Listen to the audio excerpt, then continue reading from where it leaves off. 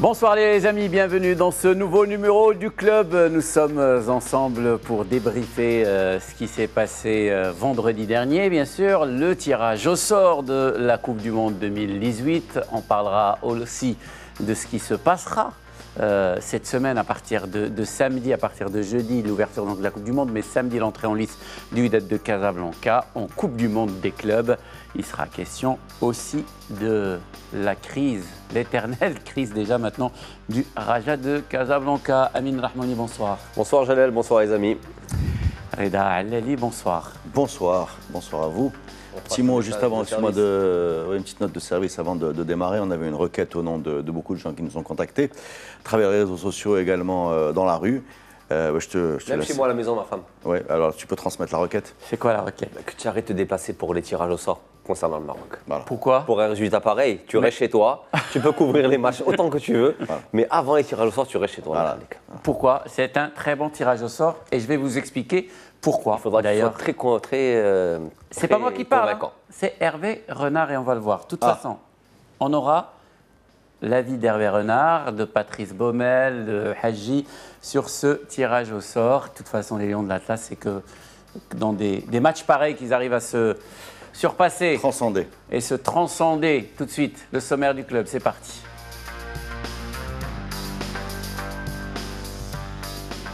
Iran, Portugal et Espagne, les Lions de l'Atlas devront sortir le grand jeu pour espérer survivre au premier tour de leur 5e Coupe du Monde l'été prochain en Russie.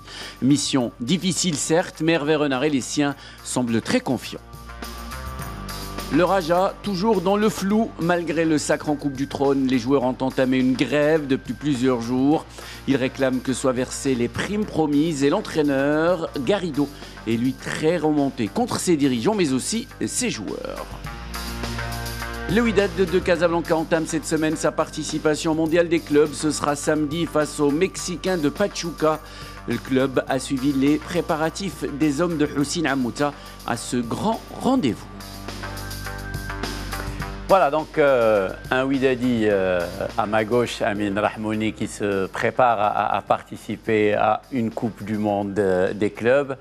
Un Rajaoui à ma droite, Reda Alali, Qui est déjà arrivé en finale. qui est déjà arrivé en finale et qui aujourd'hui n'a pas l'argent pour payer ses joueurs qui sont en grève. Parlons d'abord, donc, les amis, de ce tirage au sort de la Coupe du Monde. Un groupe B relevé, on l'a vu, mais absolument tout est possible. On regarde le sujet, on en débat juste après. Groupe très relevé pour les Lions de l'Atlas qui débuteront leur mondial face à l'Iran le 15 juin à Saint-Pétersbourg. Une équipe iranienne très solide qui n'a pas encaissé le moindre but pendant sa phase de qualification, contre laquelle il faudra impérativement gagner. On a voulu y être à cette Coupe du Monde, on y est, avec une immense fierté. Et on va garder cette immense fierté pour affronter le champion d'Europe en titre et certainement l'une des meilleures équipes du monde, l'Espagne, qui pratique certainement l'un des plus beaux footballs qui puisse exister sur la planète. Donc c'est à la fois un grand honneur, mais aussi y aller avec détermination et pas y aller en étant déjà vaincu d'avance. Ça serait une grossière erreur parce que dans le football, tout peut arriver. La sélection iranienne a l'impressionnante assise défensive donc, et avec un coach charismatique, l'ancien entraîneur du Real Madrid, le portugais Carlos Queiroz. La difficulté du groupe réside dans le fait qu'il comprend l'Espagne, un des favoris pour le sacre mondial, et la sélection du Maroc qui a sorti la Côte d'Ivoire, l'une des plus fortes équipes africaines, et a enlevé sa poule éliminatoire sans encaisser le moindre but. Le premier match contre l'Espagne sera très important, mais les deux autres adversaires, le Maroc et l'Iran, ont terminé invaincus lors de la phase qualificative. Le Maroc a de nombreux joueurs qui évoluent en Europe et l'Iran possède un sélectionneur portugais qui connaît très bien nos qualités. Les hommes d'Hervé Renard joueront ensuite le Portugal, champion d'Europe à Moscou le 20 juin, puis l'Espagne 5 jours plus tard. Le quadruple ballon d'or Cristiano Ronaldo d'un côté, l'un des plus beaux jeux de la planète de l'autre, deux monstres qui ne regardent pas de haut la sélection marocaine. Bueno, la sensación es que ya tenemos rival, ya conocemos los rivales y podemos empezar a preparar. Comme prévu, c'est un groupe compliqué, difficile, dur, mais c'est le mondial et c'est comme ça. Le Portugal, c'est le champion d'Europe, c'est une immense équipe. Le Maroc, de son côté, a éliminé la Côte d'Ivoire et n'a pas perdu un match en qualification. Et l'Iran est la seule équipe qui s'est qualifiée sans avoir encaissé le moindre but en qualification. C'est un groupe compliqué qui va exiger le meilleur de nous-mêmes. Hervé Renard arrive donc dans ce mondial avec le statut qu'il préfère, celui d'outsider. Il faut désormais bien se préparer, pas facile, puisque le mois de jeûne de Ramadan devrait se situer pendant cette période de préparation. Une information déjà étudiée de près par le coach et son équipe. Une bonne préparation pour 3 matchs capitaux et là, plus de hasard qui tiennent. Tout est entre les mains des Lions de l'Atlas. Voilà, comme le disait Julie, tirage relevé, on va dire, pour l'équipe du Maroc. Reda. Oui, bien sûr, c'est un tirage difficile. Il y a 2 choses en fait. On est tous passés collectivement, tous ceux qui suivent le foot et qui en parlent, on est passé d'un coup sur la tête. Ouais. Voilà, on a vu arriver les infographies sur Facebook avec les petites blagues, etc. On avait quand même l'impression que c'est un tirage difficile. Voilà, objectivement, il y a au moins 2-3 groupes. Mais c'est un tirage difficile parce qu'on est dans le groupe 4, dans le chapeau 4. Ouais. C'est un tirage difficile parce que dans le chapeau 4, tu ne peux pas être reversé dans un groupe où tu as une équipe africaine du chapeau 3. Donc, in fine, tu avais le choix entre très peu d'options. Cette option est très difficile. Voilà. Maintenant, il y avait l'option de ne pas choper l'Espagne aussi. Hein. Voilà, mais bien sûr. Non, mais c'est compliqué, évidemment, c'est compliqué. Parce que l'Espagne, dans le chapeau 2... est une hérésie en soi. Voilà, est une hérésie. Maintenant, une fois que tu as dit que c'est difficile, une fois que tu as dit que tu vas jouer contre le champion d'Europe, sans doute l'équipe la plus titrée des 10 ou 12 dernières années, qui est l'Espagne, champion d'Europe qui est le Portugal, et ben après, voilà, tu te contentes de positiver et tu vas chercher des raisons d'espérer. Et il y en a des raisons d'espérer légitimes, mais il ne faut pas tout mélanger. Il ne faut pas dire... Tu veux que je te donne une raison d'espérer ? C'est que nos 3 adversaires, c'est-à-dire l'Espagne, le Portugal et l'Iran, n'ont pas du tout survécu au premier tour lors de la dernière Coupe du Monde. C'est-à-dire les 3 avaient été éliminés de la Coupe du Monde. C'est l'histoire de chaque fois revisiter l'histoire, ou du moins d'essayer de lire ce qui s'est passé 10, 15, 20, 40 ans pour essayer de prévoir ce qui va arriver. C'est une hérésie en football. Non, mais je ne parlais pas de 40 ans, je parlais de la dernière Coupe du Monde. Mais il y a une énorme différence entre ce qui s'est passé il y a 40 ans et ce qui s'est passé lors de la dernière édition de la Coupe du Monde. Je veux dire par là, c'est qu'en football, ça va tellement vite qu'aujourd'hui, l'équipe nationale, ce qu'elle vaut aujourd'hui, à 6 mois d'une Coupe du Monde, avec les blessures, ce qui vaut pour l'équipe nationale vaut pour les autres aussi. Donc l'instant T en football n'a rien à voir à l'instant T plus 6 mois, plus 3 mois. A fortiori, l'instant T moins 4 ans. Ce que je veux dire par là, c'est qu'essayer aujourd'hui de se rassurer en se disant bon, c'est une Espagne faible il y a 4 ans, où le Portugal n'a pas été glorieux pour avoir ce titre-là, champion d'Europe, je pense que ça ne tient pas. Parce qu'aujourd'hui, ce sont 2 cadres européens, avec un 3e qui est l'Iran, dont tout le monde aujourd'hui semble penser qu'on va les battre. Parce qu'aujourd'hui, ils doivent se dire la même chose d'ailleurs, les Iraniens. Ouais. On bat le Maroc, on bat le Maroc et ensuite on verra ce qui va arriver. On oublie que les Iraniens ont fait une compétition avec 10 matchs joués, 6 matchs gagnés et 4 matchs nuls, aucune défaite, beaucoup de buts marqués et très peu encaissés. Ce que je veux dire par là, c'est que c'est un tirage très difficile. Non, après, moi, difficile, moi, je pars d'un postulat qui est bien simple. Vous ne le partagerez certainement pas, mais pour moi, le fait d'aller en Coupe du Monde une fois tous les 5 linguins, c'est pour faire des grands matchs, c'est pour qu'on vive de grandes émotions footballistiques. Personnellement, mais ça n'engage que moi, je suis très content de rencontrer le Portugal, très content de rencontrer l'Espagne. Bon, l'Iran, il fallait une équipe à me porter. Par contre, je suis aussi content du déroulé des opérations. Mais le fait de commencer par l'Iran et de finir par l'Espagne est pour moi une très bonne chose qui peut jouer éventuellement en notre faveur. C'est ça en fait à Moscou, et après avoir été tous un peu sonnés par ce tirage au sort, et sonnés et le mot, en fait c'est le programme de l'équipe du Maroc qui tempère un petit peu cette peur, parce qu'on commence par le match le plus important en fait. Ouais. C'est tout de suite le vif du sujet, l'Iran. Tu gagnes l'Iran, tu commences à avoir 60 à 70% de chances pas 60, mais t'as franchi 50% du guet. T'as franchi 50% de chances. L'esprit humain sécrète de l'espoir. Donc une fois que tu as pris ton coup sur la tête, après tu cherches des raisons d'espérer, celle-là en fait partie. Non mais c'est vrai, celle-là en fait partie. On va c'est pas vrai scientifiquement. On va pas faire des lieux communs, en foot tout est possible, bien sûr. La réalité c'est qu'il faut encore une fois admettre, parce que peut-être qu'on l'a oublié, mais on est dans le chapeau 4. C'est-à-dire que, en termes de classement FIFA et en termes de logique, oublions les tout est possible, machin, etc. Le petit poussé peut battre l'ogre, tout ça, on le sait. Mais en termes de logique, on était amené à être dans un groupe où les 3 équipes sont supérieures à la nôtre. Bien sûr. Voilà, donc c'est le cas. Elles sont parfois très supérieures parce qu'encore une fois, il y a cette absurdité de l'Espagne dans le chapeau B. Mais maintenant, je pense que d'ici à le 14 juin, je pense, on va avoir des raisons d'espérer, on va les fabriquer. Et puis elles existent, elles sont réelles, elles sont minces, mais elles existent, elles sont réelles. Voilà. Alors, avant de poursuivre, les amis, on va écouter la réaction de l'un des adjoints d'Hervé Renard, Moustapha Hadji. Donc voilà, avec nous également Moustapha Hadji. Moustapha, vous n'avez pas joué en Iran, mais vous avez joué en Espagne et au Portugal. Donc on ne trouvera pas quelqu'un, voilà, au Maroc en tout cas, avec Ney, certainement, qui connaît mieux ces deux championnats, ces deux footballs. On redoutait l'Espagne, on a eu l'Espagne et également le Portugal, vainqueur du dernier grand championnat mondial, c'est l'Euro. Comment vous l'avez vécu ce tirage au sort? C'est un tirage, ça va être un gros challenge, honnêtement, parce que c'est deux grandes nations de football, mais sans oublier l'Iran, parce que l'Iran c'est costaud aussi. Donc c'est une équipe très solide qui a Carlos Queiroz comme entraîneur, donc il connaît bien les joueurs marocains. Mais je pense qu'il y a une carte à jouer, parce que ce football ne nous est pas étranger.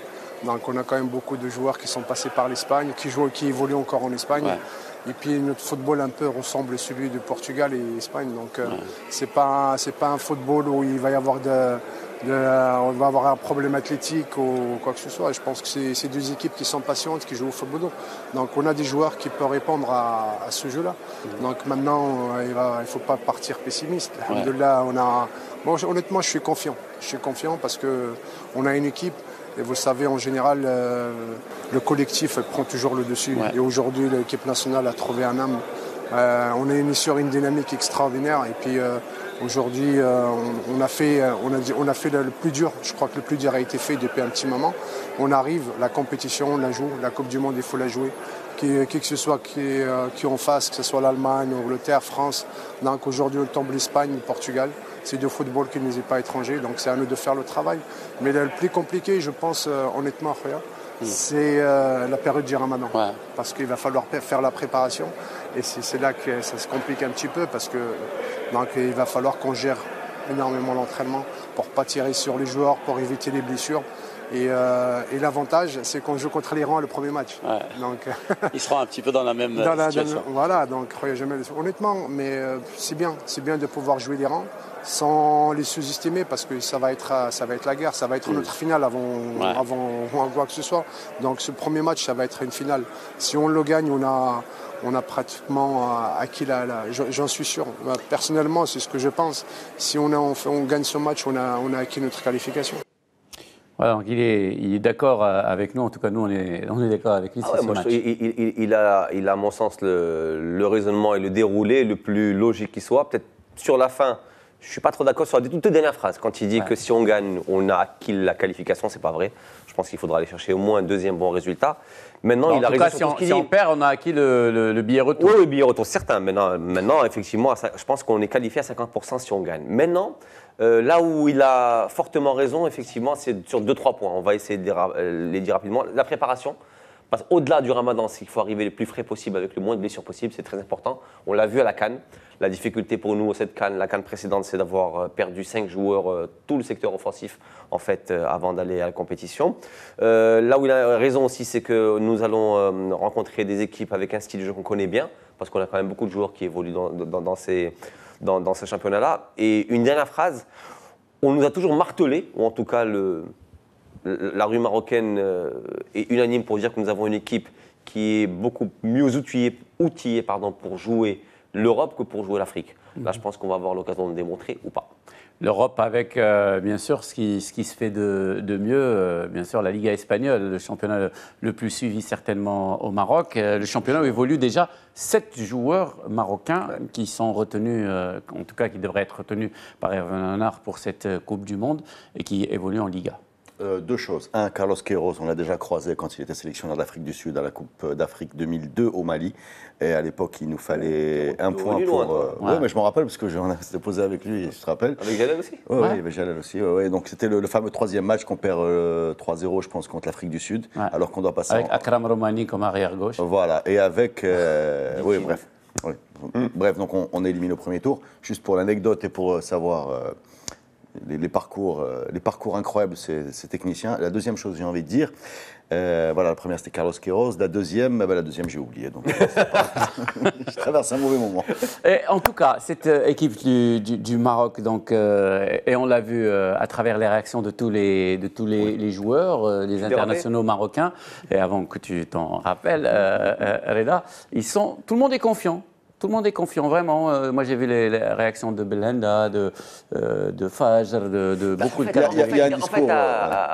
Ils sont confiants parce qu'ils évoluent avec ces joueurs-là. Ouais. Moi, j'en mémoire un petit peu toutes les déclarations qui ont été faites avant le tirage au sort, où tu as beaucoup de joueurs français qui jouent de l'équipe de France, qui disent on veut éviter le Maroc parce qu'il y a beaucoup de joueurs de binationaux qui nous connaissent bien. C'est des joueurs qui ont grandi en France, donc ces joueurs-là connaissent les équipes européennes. Donc, ils côtoient ces joueurs-là tous les jours. Comme tu dis, 7 en Espagne, 2 en Angleterre, pas mal en Hollande, 1 en Italie. Donc en fait, on a des joueurs qui sont profondément immergés dans les championnats des pays qu'on va rencontrer. Donc Espagne, Portugal. Donc ils ont l'impression que tout est accessible pour eux.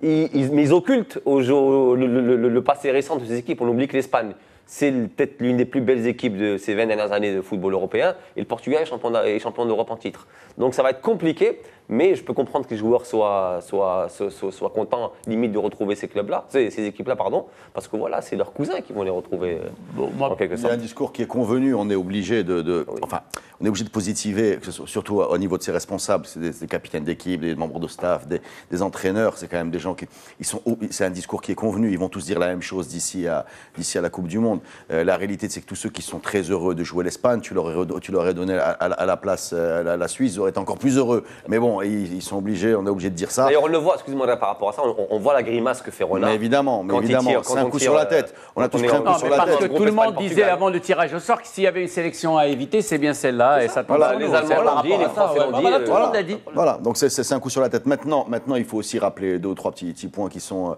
Je ne veux pas revenir, puisque tu ne veux pas qu'on parle d'histoire, mais quand même, on peut quand même remarquer que sur les dernières années, les stars, les grands joueurs arrivent un peu fatigués en Coupe du Monde.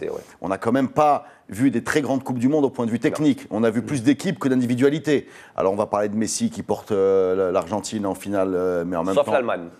Non, mais justement, l'Allemagne n'a pas tellement d'individualité.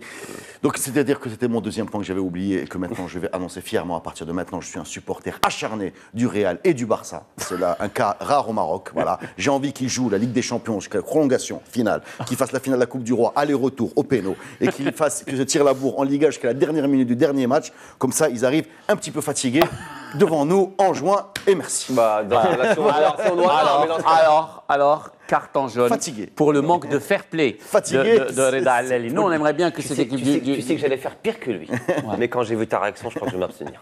Donc, je disais, les amis, l'équipe du Maroc, parlons aussi de sa préparation. Elle devrait disputer 2 rencontres au mois de mars, avant le stage de cette sélection marocaine à partir du 20 mai. Et nouveauté, ce stage débutera au Maroc, au tout nouveau centre d'Al Ma'moura. Voilà, donc il sera prêt pour accueillir la sélection marocaine pour une première partie de stage avant le déplacement en Suisse, où il y aura aussi des rencontres amicales pour la sélection marocaine, parce qu'il faudra gérer l'épineuse question de la préparation pour cette Coupe du Monde pendant le mois de Ramadan. Eh bien, les cycles font bien les choses, parce qu'en 1986, de tête, c'était pendant le Ramadan que le Maroc avait battu le Portugal. Ouais. C'est un souvenir de jeunesse, j'y étais, enfin j'étais sur la planète, je veux dire, pas au Mexique. Tu n'étais pas chroniqueur dans le club? Non, pas du tout, j'avais pas l'âge. Et toi, tu avais obtenu ton bac. Et mieux encore, il avait des cheveux. Moi, j'ai eu mon bac cette année-là. J'ai eu mon bac, c'est 2 bonnes nouvelles, le bac et puis le Je suis content qu'on revienne dans le site historique de la Marmora. Ouais. Parce que moi, les concentrations à Marrakech, j'ai toujours trouvé qu'il y avait un problème entre... un décalage. Ouais, il y avait un décalage entre concentration et Marrakech, sans parler de la concentration à Marbella, qui est encore un autre concept. Mais je pense que le grand chantier... Il y a aussi le concept préparation à Mykonos. Ouais, non, mais ça, j'ai jamais entendu parler de ça. Par contre, Nuance, c'est ce qu'il dit. Moi, j'avais été physiquement présent à la préparation à Marbella et je peux t'assurer que je n'ai rien vu d'extraordinaire. Non, par contre, il est revenu pas très concentré. Non, le chantier pour être sérieux sur Hervé Renard, il nous en a parlé un petit peu en off, et même on sent qu'on va essayer, d'ici à la Coupe du Monde, bon, on a globalement notre bloc défensif, on a globalement notre façon de jouer, cette espèce de pressing haut. On va essayer d'intégrer des touches plus techniques d'ici à la Coupe du Monde, c'est-à-dire probablement, il faut s'attendre à voir incorporer Harit, il faut s'attendre à voir incorporer Bouffel, voilà. S'incorporer peut-être Tarab, un retour éventuel si humainement ça se passe bien, parce qu'il y a toujours un doute avec lui à ce niveau-là. On va essayer d'ici à la Coupe du Monde, de mettre plus de technique, parce qu'on n'est plus sur les terrains où on joue les éliminatoires, on est sur, comme disait Renard, les billards russes, c'est-à-dire ça va être la moquette, et on a besoin d'un petit peu plus de talent pour aller titiller ces équipes-là, tout en gardant ce qui reste jusqu'à présent notre vraie force, qui est cette solidité défensive, ce bloc un peu compact, qui est capable de presser très haut, voilà. Avec un Ziyech, Harit, Bouffel, les atouts techniques qu'il va falloir plus optimiser, parce qu'ils n'ont pas été, même si Ziyech est revenu, ils n'ont pas été beaucoup exploités dans ces Maintenant, on n'est pas en train d'amoindrir ou du moins de rabaisser les qualités marocaines. Hein. On a bien vu qu'on a fait des éliminatoires, notamment une phase retour qui est quasiment brillante. Quand, par curiosité, j'ai été écouter les déclarations de tous les sélectionneurs, notamment ceux qu'on va rencontrer, ils suivent cette équipe marocaine, ils savent effectivement qu'il y a des individualités, qu'il y a un groupe qui est très costaud. Donc aujourd'hui, effectivement, voilà, je pense qu'on se pose dans le rôle favori qui est le nôtre, celui d'outsider. Je préfère de très loin aller en outsider, se dire, bon voilà, on a une chance, aussi minime soit-elle, on va se battre, mais on ne va pas nous voir venir, plutôt que d'y aller en favori, parce que bon voilà, je pense que notre meilleur rang, c'est ça, c'est Outsiders. En tout cas, on aura l'occasion de revenir sur cette Coupe du Monde, en tout cas on est content d'y être. Ce tirage au sort, on est déjà très très content d'y être. On aura parmi nous certainement, c'est pas sûr à 100%, mais on aura parmi nous Patrice Baumel, l'entraîneur adjoint de cette sélection marocaine, certainement la semaine prochaine, pour débattre avec nous, bien sûr, de ça, et parce que c'est aussi un grand passionné de football, pour débattre avec nous des sujets qu'on aura à traiter la semaine prochaine. Et parmi eux, ce sera bien entendu la Coupe du Monde des clubs. Les autres groupes, rapidement les amis, parce qu'on a beaucoup parlé du groupe du Maroc, les autres groupes, surtout ceux qui concernent les sélections africaines, l'Égypte dans le groupe A avec la Russie, avec l'Arabie Saoudite, avec l'Uruguay, la Tunisie avec la Belgique, l'Angleterre et le Panama. Le Sénégal. Qui a une belle carte à jouer. Voilà, exactement. Le Sénégal, qui a la Pologne, la Colombie, le Japon, le Nigeria avec l'Argentine, la Croatie et l'Islande. Le Nigeria qui s'est qualifié, je pense, 7 fois à la Coupe du Monde. Il a croisé 7 fois l'Argentine, qui a perdu 7 fois face à l'Argentine. Le Nigeria-Argentine est l'équivalent du Maroc-Côte d'Ivoire au niveau africain. Donc à chaque fois, quand ils ne se croisent pas en Coupe du Monde, ils se croisent aux Jeux Olympiques. Aux Olympiques, ils ne se croisent pas aux Olympiques, ils se croisent en amical. Voilà. En tout cas, quand ils n'ont rien à faire, ils vont jouer ensemble. Ils vont au restaurant ensemble. Ils vont au restaurant ensemble. Donc qu'est-ce que vous retenez de ce Je retiens qu'il y a deux équipes africaines, si tu veux, enfin, il y a deux africaines qui pour moi, des équipes africaines, pardon, qui pour moi sont en pole position pour créer, je ne vais pas parler de surprise, mais pour pouvoir se frayer une route hors de ces poules, c'est le Sénégal. Voilà, c'est le Sénégal et l'Égypte. Ouais, non. Voilà. Je suis pas d'accord. Moi, je pense que tu permets que j'y crois. Oui, très largement, mais tu permets que je ne sois pas d'accord. Voilà, donc on est très bien entre nous. Non, parce qu'aujourd'hui, très sincèrement, je pense que dans une Coupe du Monde, quand tu tombes dans un groupe, dans le groupe du pays organisateur, ça fait déjà une place en moins. Je pense aujourd'hui que cette équipe égyptienne va devoir batailler contre l'Uruguay, qui est une très belle équipe de Coupe du Monde, qui a de très grosses individualités. Ce sont des morts de faim derrière, on les connaît bien. Aujourd'hui, je pense que les deux seules équipes, je suis d'accord avec Reda sur les deux équipes qui vont passer au deuxième tour. C'est le Sénégal, beaucoup de chance, et nous. Il y a une difficulté. Il y a une difficulté à analyser un peu comme ça la Coupe du Monde, parce que depuis ces dernières Coupes du Monde, on voit quand même une tendance lourde, qui est que les équipes qu'on voit arriver en juin en Coupe du Monde sont très loin de celles qu'on a l'habitude de voir évoluer. Que les joueurs, les performances individuelles, on a dit, surtout celles des stars, sont en chute par rapport à l'effort qu'elles font toute l'année, et que troisièmement, on a peu d'infos. Voilà. On peut parler là tant qu'on veut de l'Iran. Le plus sérieux d'entre nous a vu des extraits de YouTube, peut-être 20, 40, 50 minutes, 1 heure, voilà. Pour les plus... Surtout pour l'Iran, voilà. Donc en vérité... Des titres et des parcours. L'Iran, pour l'Europe, le Portugal, l'Espagne, c'est les titres, et l'Iran, c'est le parcours qualificatif. Et même si je rejoins le sujet d'après, c'est un peu ce qui va se passer également pour la Coupe du Monde des clubs. Donc on est devant des espèces de boîtes noires. Tu me parles de l'Uruguay. L'Uruguay a souffert en qualification. L'Argentine a souffert en qualification. Mais qui peut ne croire que l'Argentine, qui a souffert en phase qualificative, n'aura pas son mot à dire avec Messi en Coupe du Monde, qui devient son obsession. Voilà, donc on est toujours dans cette situation, on juge des noms, on juge mais en même temps, voilà. C'est ce qui fait le charme de la chose. Ce qui va se passer, moi je me rappellerai tout le temps de cette Coupe du Monde au Brésil, qui n'est pas si vieille, où on avait le Costa Rica, l'Uruguay, l'Italie et l'Angleterre dans le même chapeau, sont qualifiés le Costa Rica et l'Uruguay. C'était incroyable de voir 2 anciens champions du monde, grand cadre du foot européen, prendre l'avion et rentrer chez eux. Et en ce qui nous concerne déjà, Amine, en 86, on a sorti... En 86, encore loin. Mais ce que tu es en train de dire en filigrane, c'est qu'on va sortir le Portugal et l'Espagne, nous et l'Iran. Donc c'est un peu ça. Tout est possible. Ça serait l'équivalent.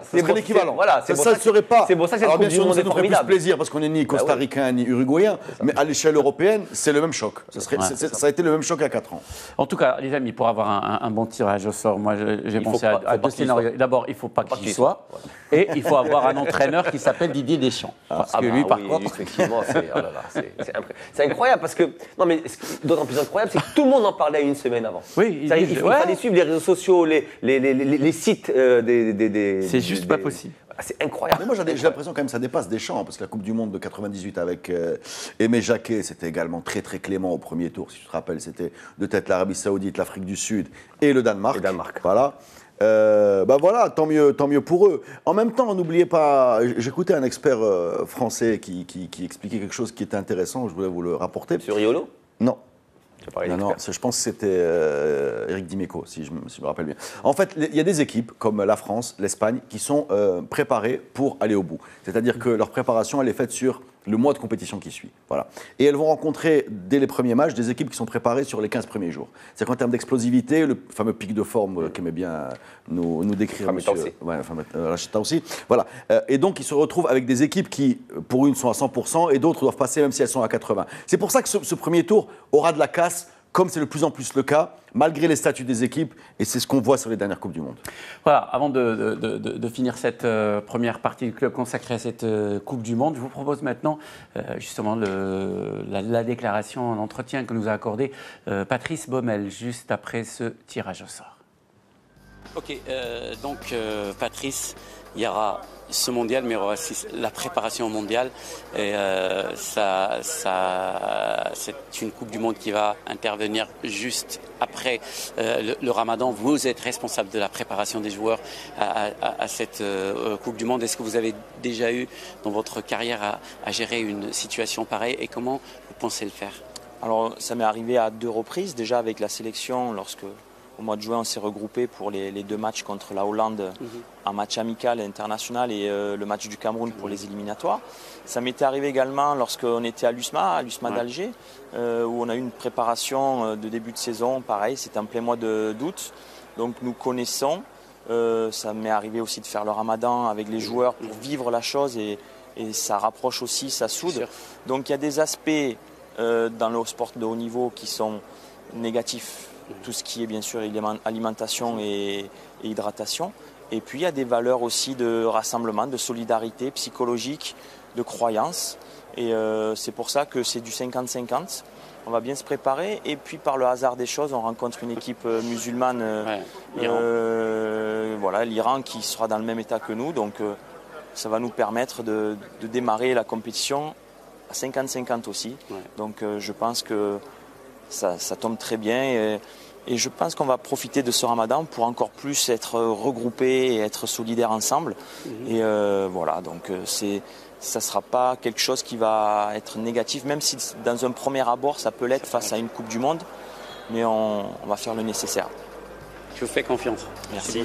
Voilà, on lui fait confiance donc à Patrice Baumel et à tout le staff. Bien plus sympathique que son cousin hollandais Van Bommel, si vous vous rappelez. Tu auras certainement l'occasion. Est-ce qu'il mérite, Amine, un deuxième carton pour cette blague de mauvais goût? Il le mérite, mais on va se retrouver que toi et moi. Ouais, on va se retrouver que toi et moi, donc on la garde. La semaine prochaine. Voilà, donc elle est, voilà. Non mais sérieusement, c'est pas possible cette histoire. Faudra faire un truc sur l'humour. Bon les amis, c'est la fin de cette première partie. On se retrouve dans un instant pour parler Raja et WAC. A tout de suite. Bienvenue les amis dans cette seconde partie du club avec bien sûr à mes côtés, comme à chaque fois, Reda Alleli et ses blagues douteuses. Pas très drôles. Douteuses. Pas très drôles. Et Amine. Amin Rahmouni. Il est beaucoup plus drôle, lui. C'est vraiment pas la bonne émission pour lui. Entre ces blagues douteuses et les sujets qu'on va aborder à partir de maintenant, commençant par le Wydad de Casablanca qui, bien sûr, se prépare pour cette Coupe du Monde des clubs. Un départ est prévu ce mercredi, direction Abu Dhabi aux Émirats Arabes Unis, où le Wydad de Casablanca participera pour la première fois de son histoire à la Coupe du Monde des clubs. Un premier match face aux Mexicains de Pachuca, le vainqueur de la zone CONCACAF. On regarde le sujet, on en débat juste après.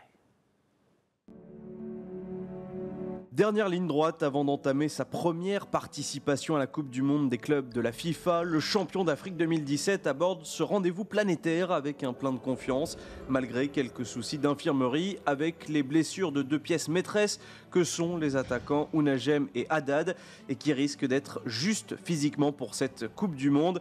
Mais Amouta pourra compter sur de nouveaux éléments qui se sont illustrés ces dernières semaines, comme le confirme l'entraîneur du WAC. On disputera cette Coupe du Monde sans complexe et sans pression. On n'aura pas la même pression qu'on a subie lors des derniers matchs de la Ligue des Champions. C'est un challenge différent face à des clubs qui sont plus forts que nous. Mais nous restons très ambitieux. Moi, en tant que Hussein Amouta, les joueurs également.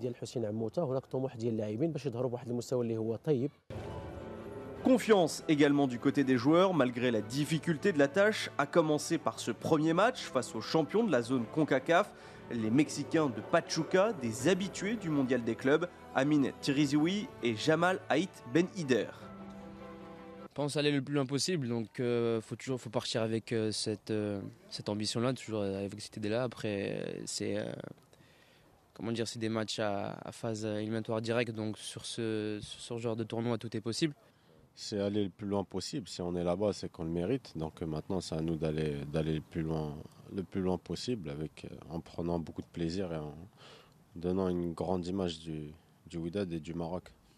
Le Wydad est le troisième club marocain à prendre part à la Coupe du Monde des clubs après le Raja et le Maghreb de Tétouan. La meilleure performance d'un représentant de la Botola reste bien sûr la finale du Raja. C'était face au Bayern lors de l'édition 2013 au Maroc.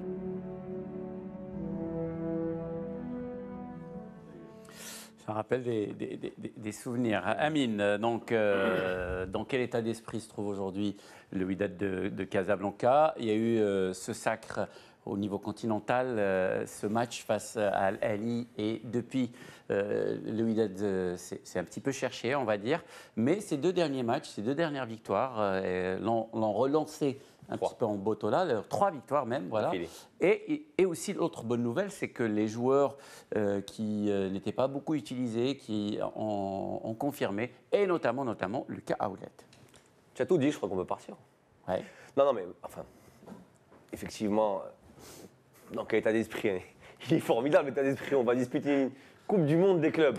Ouais. Donc déjà, on devient de fait Alami, comme tu l'as si bien titré.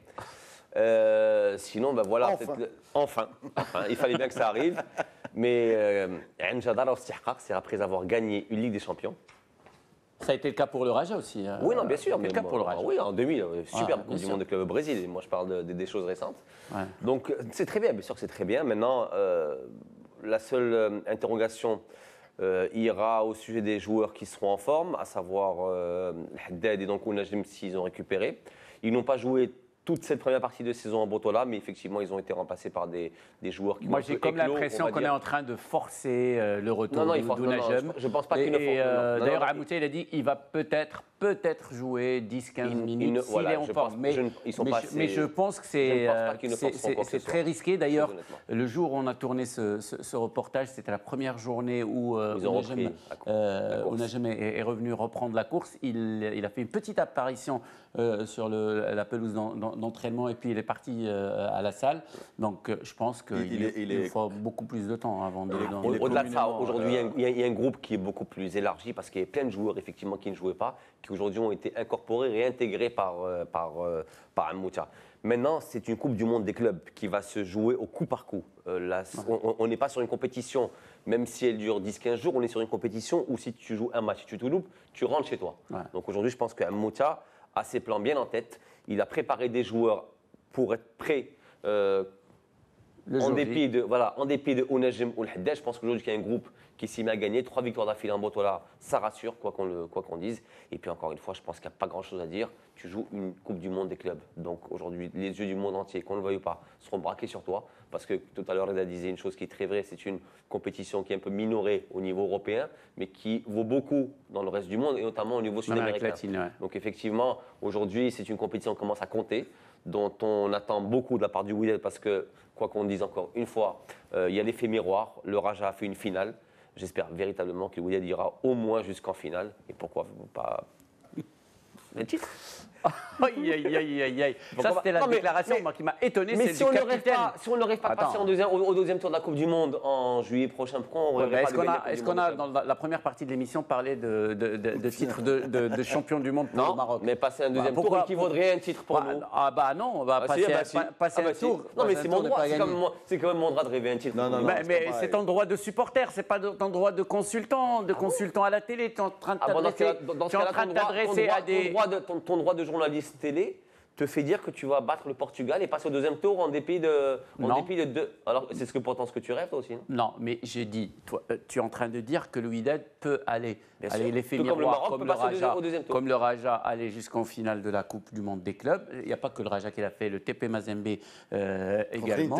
Contre l'Inter de Milan, mais pour aujourd'hui, pour le Raja de Casablanca, d'abord, le Wydad, l'objectif, le premier, c'est de passer. Donc, ce que je retiens, c'est que tu n'as pas envie que le Wydad gagne la Coupe du Monde des clubs. Non, mais j'aimerais bien que le Wydad gagne la Coupe du Monde des clubs. C'est pas vrai, c'est pas l'impression que tu donnes. Le mondial. C'est pas du tout l'impression que tu donnes.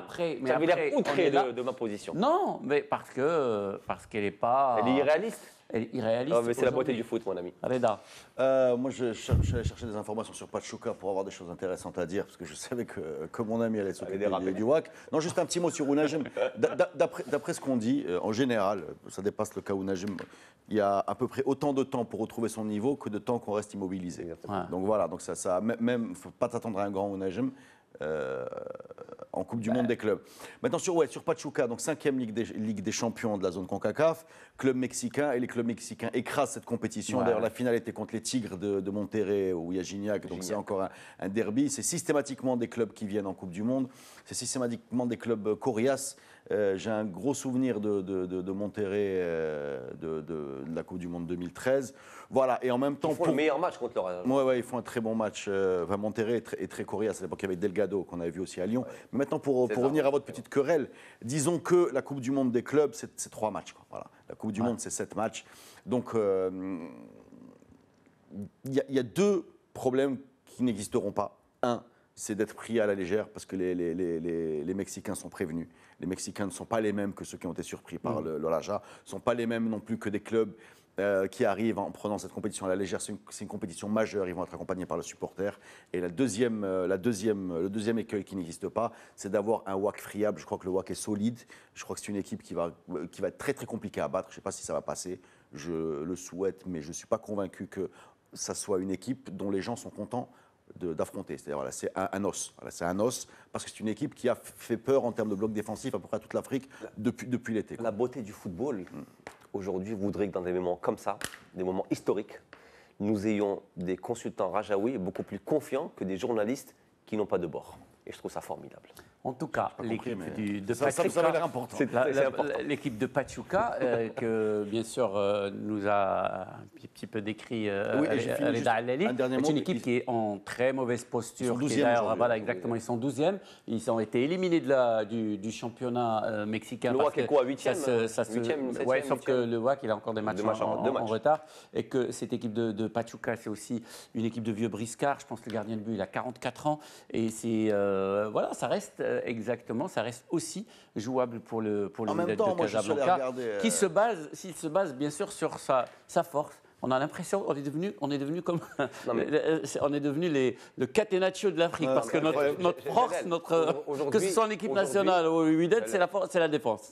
Aujourd'hui, à part le Real Madrid, qu'on va certainement retrouver en finale, peut-être, qui va certainement remporter ce titre, ce qui serait dans l'ordre normal des choses. on peut postuler que le reste des équipes sont des équipes qui ont plus ou moins, je dis bien, le même niveau, qui ont des qualités, on va dire. Tu prends l'Océanie quand même. Voilà, elles sont championnes en titre de la Ligue des champions respective, mais ce sont des équipes qui arrivent avec les mêmes ambitions.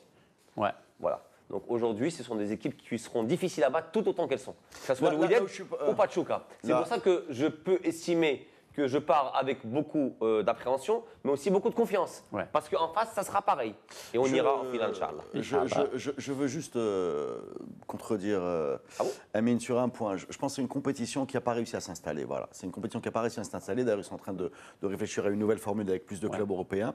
C'est une compétition, effectivement, qui est... Les Sud-Américains adorent ça parce qu'ils ont l'occasion depuis la fameuse Coupe intercontinentale, Toyota Cup qui est au Japon, etc. Ils adorent cette compétition. Ils se déplacent. Les Européens, sincèrement, n'en ont cure. Oui. C'est-à-dire que tu vas demander, c'est un match qui les embête, ils prennent un peu de retard en championnat, ils vont la gagner, ils reviennent, en plus ils écrasent aujourd'hui. Mais ce sont les seuls.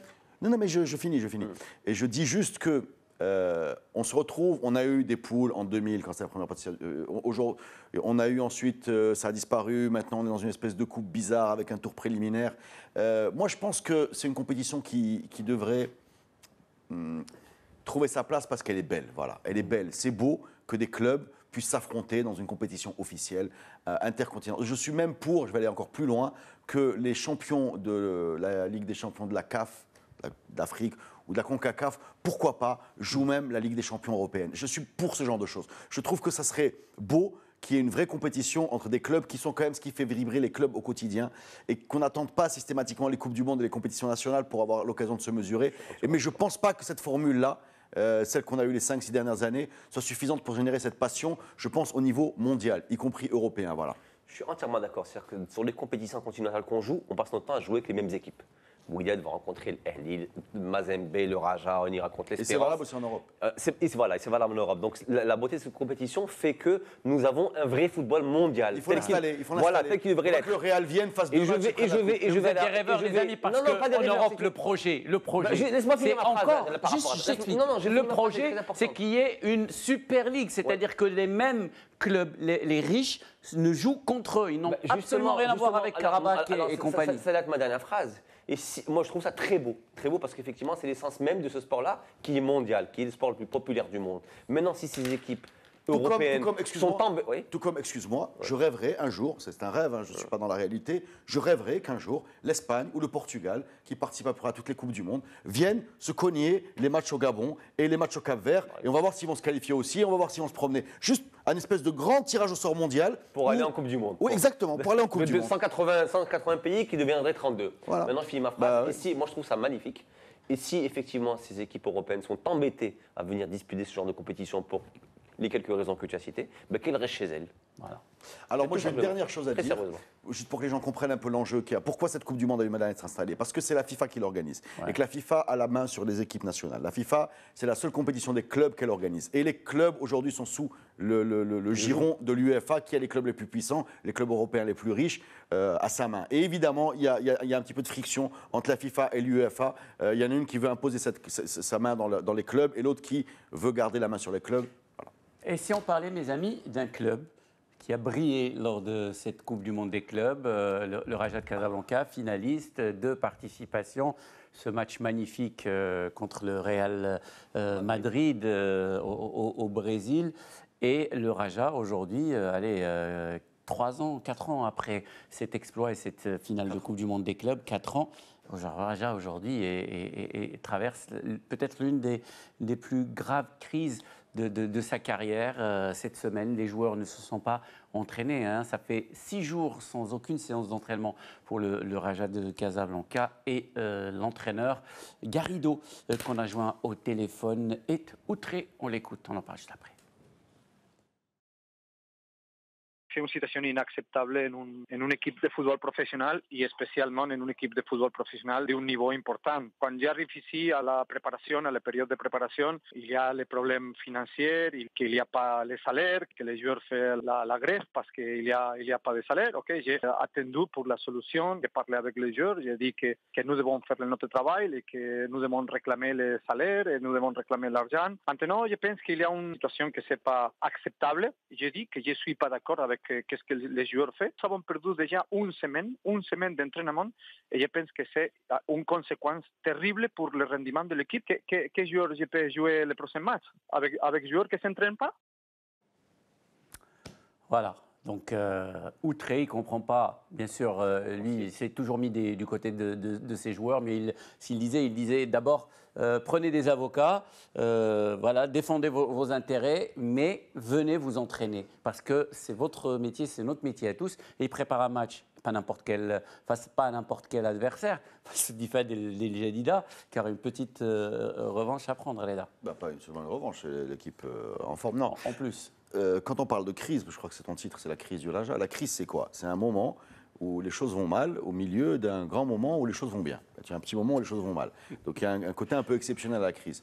Chez nous, dans les clubs marocains, parce que on parle du Raja, mais je pense qu'il y a un cycle qui concerne à peu près les deux gros clubs du on voit les images, Reda, voilà. de la grosse manifestation vendredi. Cette manifestation, il y a eu à peu près la même, si vous vous rappelez, l'été 2012 ou 2011. Au départ, voilà. Akram El-Hal. Non, Akram, c'était pour le WAC. Il y avait la même avec Hanet en été 2011. Il y a eu la grosse pression sur le président président Hanet. Ensuite est arrivé Boudreika. Et ça va continuer comme ça. Pourquoi? Parce qu'on a des clubs qui ne sont pas construits pour durer. Ils sont construits sur des coûts, ils sont construits sur des engagements qu'on ne peut pas tenir, ils sont construits sur une folie des grandeurs, ils sont construits sur une mauvaise gestion tout simplement et sur des promesses très difficiles à tenir et sur lesquelles s'engagent des personnes physiques qui sont les présidents et que les institutions derrière ont du mal à honorer. Voilà. Donc on est dans une espèce de cycle qui tourne comme ça. Voilà. Dans 6 mois, ça va aller mieux. Il va y avoir quelqu'un peut-être de plus sérieux qui va venir et on va moins souffrir et tout va aller mieux. Et puis un jour, grisé par les succès qui sont bâtis encore une fois sur les promesses, ça va repartir. Exactement comme le WAC aujourd'hui est au sommet, il était mal avec Akram et que le Raja est en opposition de phase. Voilà. On aurait bien voulu qu'ils soient en même temps, comme ça on a des gros matchs, mais en fait c'est pas comme ça que ça se passe. C'est triste, mais c'est la structure de notre football. Rajoutez-y les matchs déplacés qui créent des problèmes financiers, les espèces de huis clos, cette espèce de... Non mais c'est vrai. Et moi j'ai juste un mot... Et pourtant, on a un club en Coupe du Monde des clubs, on a une équipe nationale au Mondial. Et on a un club qui a gagné le seul titre qui a été posé sur le marché marocain cette année, qui s'appelle la Coupe du Trône, et qui a été pris par ce club, et qui n'est pas largué en championnat, il y a des matchs en retard, et qui peut très bien, en gagnant, qui peut très bien être champion à la fin des 8 mois, et on va oublier tout ça. Mais voilà comment ça se passe chez nous. On travaille sur des cycles courts, et tous les succès chez nous portent en eux le germe de l'échec, parce qu'ils sont construits sur des fausses promesses. Voilà. Je ne sais pas qui a dit un jour qu'on n'avait pas beaucoup de mal à atteindre la gloire et des succès, effectivement, mais on avait beaucoup de mal à gérer l'après. Oui. Ouais. Et je ne sais pas qui a dit ça, je crois que c'est toi ou c'est. Je ne sais plus. Enfin, un grand penseur, quoi. Un grand penseur. Un grand penseur, donc chez lui. Donc si c'est un grand penseur. Là, c'est. Voilà. C'est soit Reda, soit Aristote. Ou Janel, parce que c'est patron. Mais voilà, c'est véritablement le cas du Raja, comme ça a été le cas, effectivement, du WAC, parce que le WAC, je me rappelle que le succès avec Akram n'avait pas empêché de faire une finale de Ligue des Champions. Oui. Qu'il avait perdu. Non, mais ça avait mal tourné après. Oui, c'est ça. Une finale, et par la suite, ça a mal goupillé. Maintenant, là où je nuancerai tout ce que vient de dire Reda, avec lequel je suis d'accord, effectivement, sur le mode de fonctionnement de nos clubs, qui effectivement sont basés sur des promesses très difficiles à tenir, et par la suite, la plus belle des promesses, déjà n'engage que ceux qui veulent bien y croire, et ensuite se heurtent à la dure réalité des choses. C'est des contrats, c'est pas des promesses. Ils signent des contrats. Ouais, mais non, les promesses par rapport à tout ce public-là. Donc effectivement, les contrats, après, il faut les honorer. Je pense très sincèrement qu'il y a des clubs aussi, et je pense que c'est le cas du WAC et du Raja, qui vivent aussi très bien avec la crise. La preuve. Reda a fini par dire que malgré ce qu'on vit là, il n'est pas si largué que ça en championnat. C'est un club qui vit pas trop mal au niveau du jeu, ce qu'il propose, et c'est un club qui vient de gagner un titre de celui qui a été mis sur le marché. En fait, pour le Wydad, c'était pareil à son époque. Donc c'est des clubs qui aujourd'hui portent dans leur ADN ces germes effectivement de la crise et de la confrontation permanente, mais c'est des grands clubs parce que c'est des clubs qui meurent jamais. Donc je ne dis pas que c'est bien qu'on ait cette crise-là, mais je crois qu'avec le temps, et on en a tellement subi qu'ils ont appris à la gérer. C'est le cas du Raja aujourd'hui. Et comme vous avez si bien dit, moi je verrais bien le Raja avec le jeu qu'il pratique, sauf effectivement s'il s'arrête de s'entraîner pendant 3 mois. Champion de la fin de Il y a un vrai problème de structure dans nos clubs. On a des structures amatrices. On est incapable d'attirer des capitaux, disons, sérieux à partir du moment où... C'est un peu normal. Là, c'est le cas de tout le monde. Mais non, c'est pas le cas de tout le monde. Il y a deux clubs. Le Raja, l'un des clubs les plus populaires du royaume, des plus riches, et qui se retrouvent aujourd'hui dans cette riche, c'est nuancé. S'il avait été si riche que ça, on n'aurait pas ce problème. Populaire, c'est certain. Riche, on ne sait pas. Aujourd'hui, ça devrait être populaire. Ça devrait être une locomotive. Ça ne l'est pas. Comme le Wydad devrait être une locomotive, ça ne l'est pas. Aujourd'hui, quels sont ces clubs véritablement riches et stables financièrement? Au contraire, les deux clubs casablancais déstabilisent complètement le marché. Ce sont eux qui sont lancés dans l'espèce s'ils commencent à se tirer la bourse sur des prix qui sont incroyables. Il y a des joueurs aujourd'hui qu'on ne voit pas sur le terrain qui plombent les finances du club. Voilà, ce sont ces deux clubs-là. Et je peux vous le garantir que le succès du WAC agace le rival, c'est normal, c'est la concurrence, qui va demain se mettre à bien travailler. Et après, et dans 2 ans, on fera un débat sur la crise du WAC, comme dans 4 ans, on fera sur celle de l'achat, etc. Mais parce que les fondations... Mais la vérité, elle est quoi? Elle est que les fondations sont friables. Bien sûr, elles sont friables. Pourquoi elles sont friables? Parce que si moi, demain, je deviens immensément riche et que je décide de prendre un club au Maroc et que je me fais, comme ça, c'est possible, c'est pas impossible, mais ça sera toujours un engagement que je prendrai au niveau personnel. Tu penses qu'il y a une chance que tu viennes immensément riche du jour au lendemain? Oui, il y a des... Tu m'énerves. Non, mais c'est pas ça. C'est que tu t'engages. Tu dis, voilà, moi, je vais ramener Iniesta, il y a l'autre qui est en fin de carrière, Drogba a envie de jouer au Maroc, Anelka a envie de visiter Et voilà, et tu gagnes tout. Et tu t'engages avec ces gens-là. Sur des contrats, je finis. S'il te plaît, laisse-moi finir. Il faut préciser une chose. Non, ne précise rien. Tu préciseras tout à la fin. Et tu t'engages sur 3 ans, 4 ans. Et quand tu as tout gagné, au bout d'1 an et demi, tu en as marre. Tu te barres et tu laisses ton club dans le trou. C'est exactement ce qui s'est passé. Et ça peut se produire dans n'importe quel moment. Parce que c'est des personnes physiques qui viennent s'engager et qui engagent une institution. Et qui peuvent la quitter à tout moment parce que leur engagement dépend de leur bon vouloir. Et on n'a aucune espèce de structure qui pérennise tout ça. Maintenant, tu peux... D'où le passage... Moi, je voulais juste faire un point qui est important avant que tu t'emportes et que tu t'énerves. En quelques secondes, c'est un peu tendu. C'est que tu as oublié la surenchère. Parce que quand tu voudras ramener Iniesta et Drogba, moi, le club d'en face, je viendrai dire que je veux aussi Iniesta à Drogba en augmentant son prix de 30%. Et Drogba ou Pogba? Drogba. Pogba est beaucoup trop cher.